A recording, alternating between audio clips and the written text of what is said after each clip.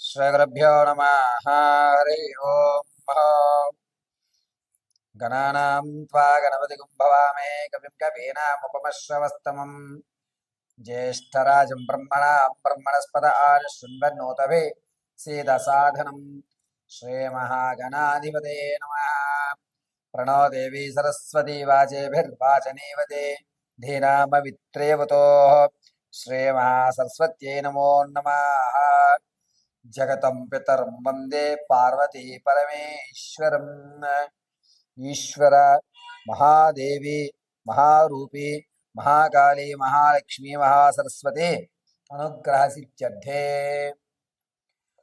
అందరికీ కూడా వచ్చేటువంటి 7వ తారీఖు 9వ నెల 2025 పౌర్ణిమ శనివారం రోజు భాద్రపద మాస శుద్ధ పౌర్ణిమ శనివారం. ఆ రోజు సంపూర్ణమైనటువంటి రాహుగ్రస్త చంద్రగ్రహణం అనేటువంటిది ఏర్పడుతుంది. ఈ రాహుగ్రస్త చంద్రగ్రహణం ఏర్పడటం వల్ల అందులోనూ కర్కాటక రాశి వారికి, శతభిష నక్షత్రయుక్త కుంభరాశి వారికి, కర్కాటక రాశి వారికి ఈ యొక్క గ్రహణము అనేటువంటిది మిక్కిలి దోషంగా గోచరిస్తోంది.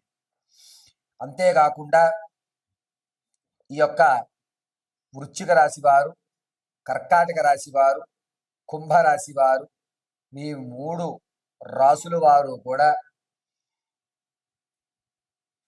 చంద్రగ్రహణ ప్రభావం వల్ల వచ్చేటువంటి నెలలో కొన్ని వినూత్నమైనటువంటి మార్పులు చోటు చేసుకుంటున్నాయి. ఆ మార్పులు ఏ విధంగా జరుగుతాయి, ఈ గ్రహణ ప్రభావం వల్ల ద్వాదశ రాశుల వారికి ఏ విధమైనటువంటి ఫలితాలు ఉండబోతున్నాయి, ఏ విధమైన ప్రమాదాలు జరగబోతాయి అనేటువంటిది తెలుసుకుందాం. ఇందులో ముఖ్యంగా భాద్రపద మాస శుద్ధ పౌర్ణిమ శనివారం రోజు గ్రహణము అనేటువంటిది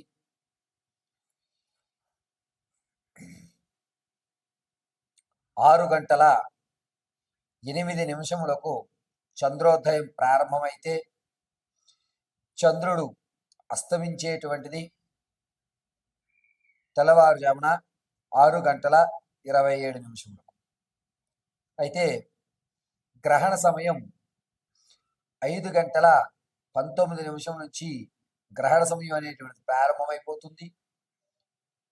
గ్రహణము 9:36 నుంచి ప్రారంభం చేసుకుని, జాగ్రత్తగా వినండి, 9:36 నుంచి ప్రారంభం చేసుకుని ఆ యొక్క గ్రహణ మోక్షము అనేటువంటిది, అంటే విడిపోవడం అనేటువంటిది 1:25 గావిస్తుంది.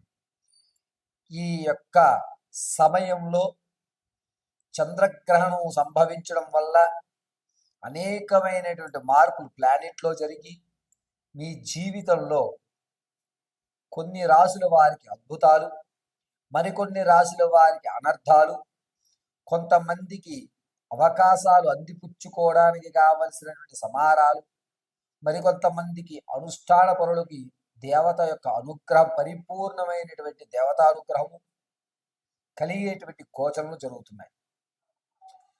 గ్రహణం సమయంలో సాయం వేళ 5 గంటల్లోగా భోజనం ఆచరించేయాలి. ఈ గ్రహణం శనివారం రోజు శుద్ధ పౌర్ణమిలో ఏర్పడుతోంది కావున గర్భిణీ స్త్రీలు ఏ విధమైన జాగ్రత్తలు తీసుకోవాలి, అందులోనూ ముఖ్యంగా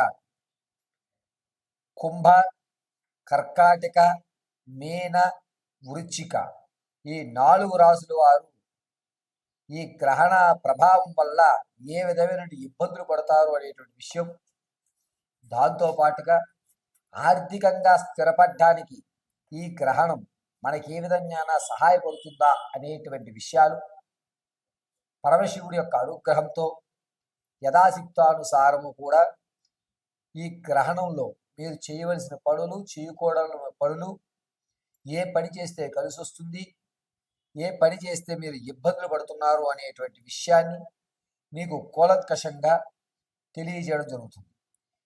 మేషం ప్రారంభం చేసుకుని మీనరాశి వరకు కూడా జరిగేటువంటి అన్ని విషయాలని కూడా మీకు క్లుప్తంగా ఈ యొక్క వీడియో ద్వారా మీకు తెలియజేయడం జరుగుతుంది. పరమేశ్వరార్పణమస్తు. తదుపరి తులారాశి. తులారాశి వారికి ఈ గ్రహణం సమయాల్లో ధ్యానం ఆచరించుకోవడం వల్ల ఒక విచిత్రమైనటువంటి మనకి రాకూడనటువంటి ఒక ఆర్థిక సమస్య కానీ, అరే ఇది నేను చేపట్టేది కాదే అయినా నాకే ఎందుకు వస్తుంది, ఏం జరుగుతోంది అసలు నా జాతకంలో అనేటువంటి క్వశ్చన్ మార్క్ ఏర్పడే అవకాశం లభిస్తోంది. ఈ గ్రహణం తదుదాంతరం నుంచి కూడా శుక్రుడు, కేతువు, బుధుడు ఈ స్థానాలు 3 కూడా ఇబ్బందులు కలిగిస్తున్నాయి తులారాశి వారికి. కాబట్టి మీరు ఎన్నో కష్టాలు తట్టుకున్నారు. ఇప్పుడు వచ్చేటువంటి కష్టాన్ని తట్టుకోవడానికి కూడా మీ యొక్క మెదడుని సంసిద్ధం చేయండి. ఇప్పుడు వచ్చేటువంటి కష్టం కొంచెం ట్రిపికల్గా ఉంటుంది.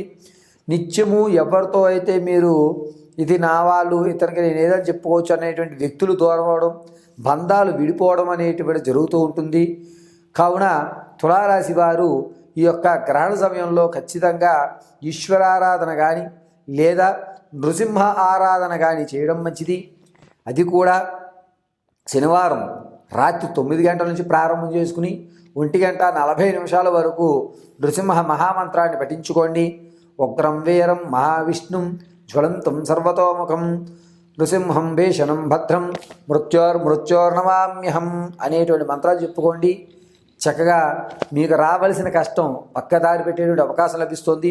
విదేశాలు ప్రయాణం చేయాలి అనేటువంటి కోరిక కానీ, విదేశాల్లో ఉన్నవారు కానీ కాస్త ఇబ్బందులు కలిగించి మానసిక ఆందోళన అనేటువంటి కలుగుతుంది. కావున ఈ మంత్రాన్ని, నృసింహస్వామి వారి యొక్క మహామంత్రాన్ని పఠించుకోండి. అద్భుతమైన ఫలితాలు కనిపిస్తూ ఉంటాయి. అయితే గ్రహణ సమయంలో ఈ తులారాశి వారు స్ఫటికమాలను ధరించడం చాలా ఉత్తమమైన విషయం. గర్భిణీ స్త్రీలు ఎవరైతే ఉన్నారో వారు సాయంత్రం వేళ 5:18 లోపు మీరు తీసుకునే ఆహారం తీసుకోండి. కేవలం ద్రవ పదార్థాలు మాత్రం 5:48 నుంచి తీసుకోండి తప్ప ఎట్టి పరిస్థితుల్లో ఘన పదార్థాలు తీసుకోవద్దు. జనించేటువంటి శిశువు కాలు బొటన వేలు దగ్గర కాస్త ఇబ్బందులు కలిగేటువంటి అవకాశం ఎక్కువగా సంభవిస్తూ ఉంటుంది. కాబట్టి గ్రహణ నియమాలు పాటించుకోండి. శిశువు పరిపూర్ణమైన ఆరోగ్యవంతంగా జనించడం అనేది జరుగుతుంది. అంతేకాకుండా ఈ యొక్క గ్రహణము అనేటువంటిది తులారాశి వారికి వచ్చేటువంటి ప్రమాదం నుంచి తప్పుకోవడానికి ఒక మంచి అవకాశంగా చెప్పుకోవచ్చు. ఈ గ్రహణ సమయంలో ఖచ్చితంగా తులారాశి వారు ఉన్నతమైనటువంటి స్థితిని పొందడానికి నృసింహ మహామంత్రాన్ని పఠించండి. సర్వదము ఆ నారాయణుడి కటాక్షంతో తులారాశి వారికి జరిగేటువంటి విపత్తు అనేటువంటిది పక్కకి వెళ్ళేటువంటి అవకాశం లభిస్తూ ఉంటుంది.